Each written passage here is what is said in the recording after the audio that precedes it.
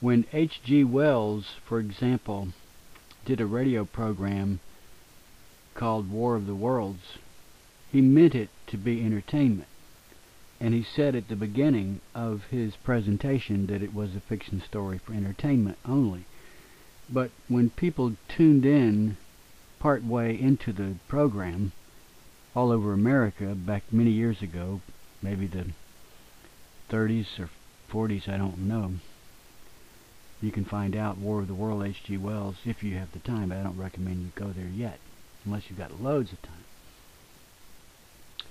But when people tuned into the radio show, and in those days there was no TV, radio was one of the forms of entertainment and news, many people were frightened and mistakenly assumed that it was a real broadcast of real events as they were taking place, and that Mars had in fact attacked planet Earth and America.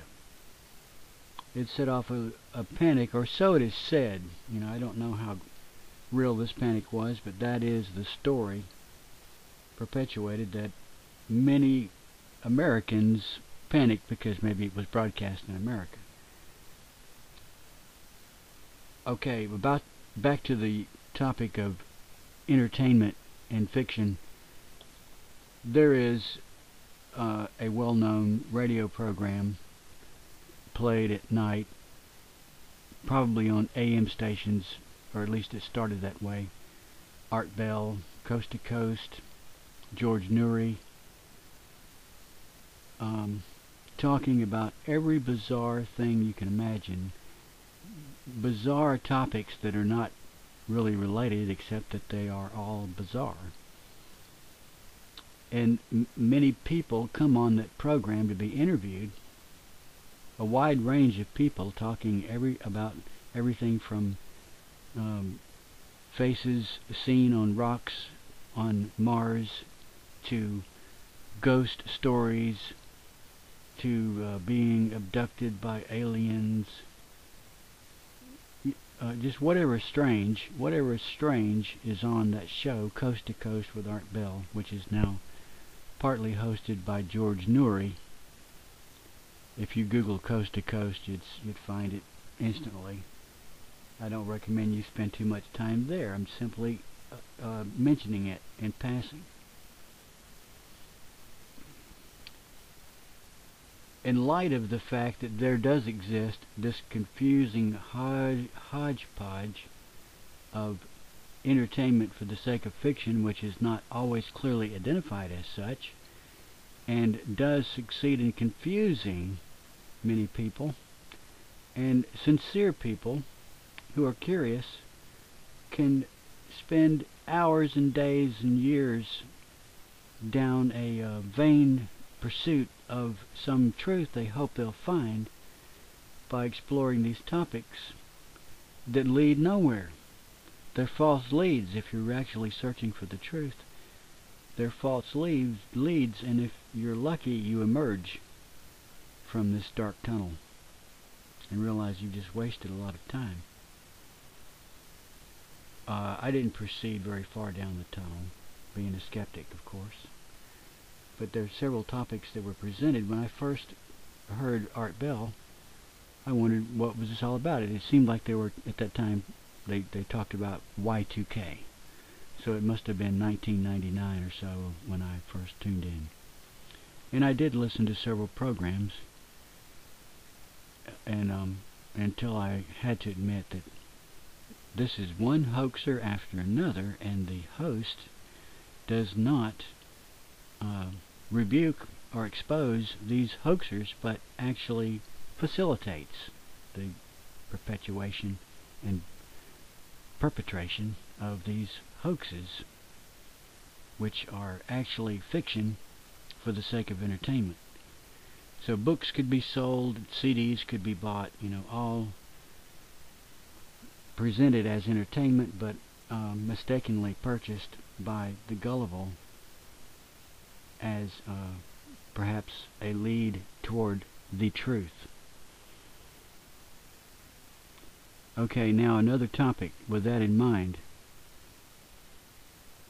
I believe I've discovered a disinformation network whose aim is to confuse. And eventually gain a measure of possession or control over people, and use that control to turn the victim into a political dissident, a political activist who is opposed to either America in general, or more likely to an imagined political entity, secret entity. Somehow it all boils down to we've got to get Bush out of the White House.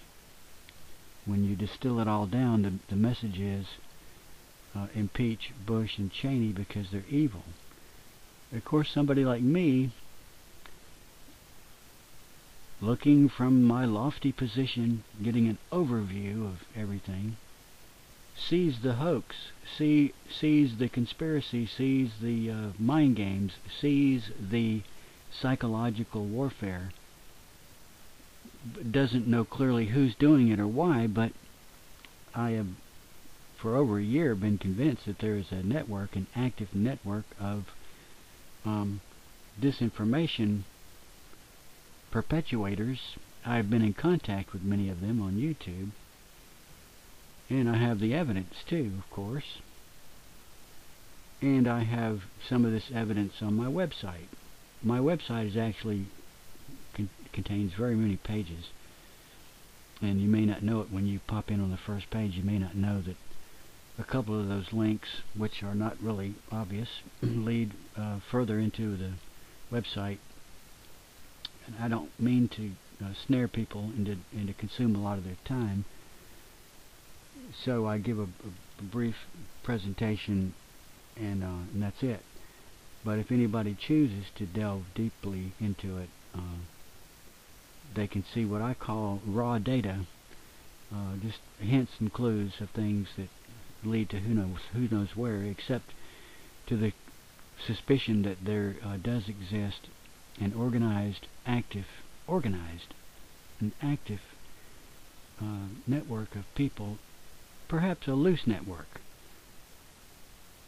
Perhaps they're not in physical contact with one another, but maybe they have similar goals, and they're working in concert to confuse, to sow disinformation, to confuse and hopefully maneuver some people into becoming pawns or agents of their goal, which is to, for example, get the United States out of the Middle East, or to get the United States to relinquish some of its sovereignty to the UN. It's vague in my mind, and I accept the fact that it is vague, and it's likely to remain somewhat vague.